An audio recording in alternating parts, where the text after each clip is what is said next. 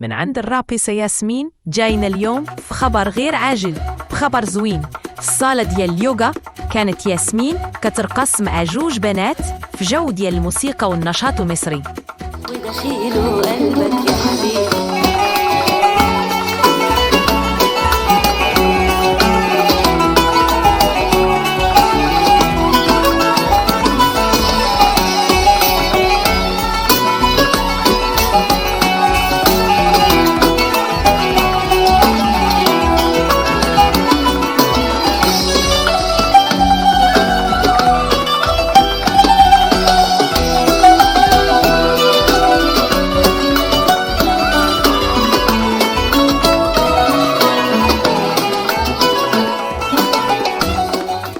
بالصح الرياضة ولات فيها حتى الرقص المصري. قولينا في التعليق شنو رأيكم في هذه اللقطة، وما تنسوش ديروا لايك وتابعونا باش يوصلكم الجديد ديال خبر غير عاجل.